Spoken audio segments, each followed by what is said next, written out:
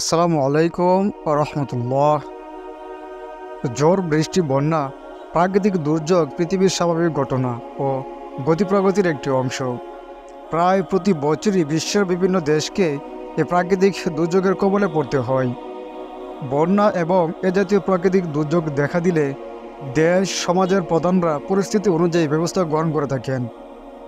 মানুষের জান মাল রক্ষার চেষ্টা করে থাকেন। বিপদ আপদে ভুক্তভোগীদের পাশে দাঁড়ানো সবারই দায়িত্ব। তবে যারা সমাজ বা দেশের প্রধান, এ বিষয়ে তাদেরকে সবার আগে এগিয়ে আসা ও যথাযথ ব্যবস্থা গ্রহণ করা জরুরি।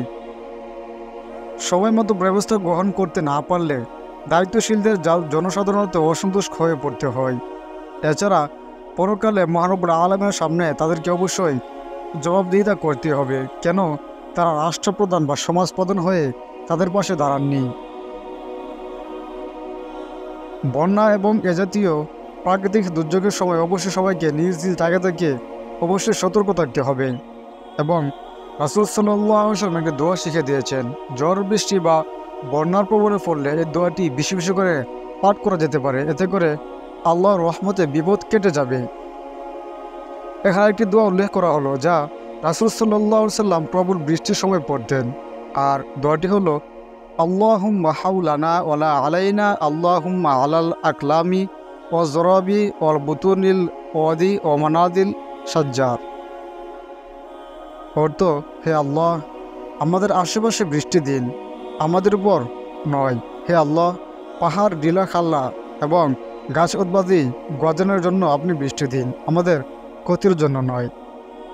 এভাবে আল্লাহর কাছে সাহায্য করা। এবং অন্য একটা হাদিস রয়েছে, মুমিন যখনই বিপদে পড়বে তখনই আল্লাহর কাছে বেশি বেশি করে ইস্তিগফার পাঠ করবে, কেননা মুমিনের বিপদও আল্লাহর পক্ষ থেকে আসে এবং মুমিন যদি তাতে ধৈর্য ধারণ করে তাহলে সেই শ্রেষ্ঠ মুমিন।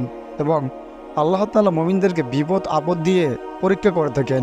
তার মধ্যে কাউকে সন্তানাদি না দিয়ে পরীক্ষা করে থাকেন, কাউকে রিজিক কম দিয়ে পরীক্ষা করে থাকেন, আবার কাউকে বিভিন্ন বালা মুসিবত দিয়ে পরীক্ষা করে থাকেন। কিন্তু এদের মধ্যে তারা সফল মুমিন যারা এ বিপদে ধৈর্য ধারণ করে এবং আল্লাহর কাছে সবর মানে। আল্লাহ তাআলা আমাদের সবাইকে, প্রত্যেকটি মুমিন ভাই বোনদেরকে বিপদে ধৈর্য ধারণ করার এবং নবী করিম সাল্লাল্লাহু আলাইহি সাল্লামের দোয়ার উপর আমল করে বেঁচে থাকার তৌফিক দান করুন। তাহলেই আমরা পরকালে সফলকাম হব ইনশাআল্লাহ। আল্লাহ তাআলা আমাদেরকে এই কথাগুলোর উপর আমল করার তৌফিক দান করুন এবং সমস্ত ভালো মুসিবতে ধৈর্য ধারণ করার তৌফিক দান করুন।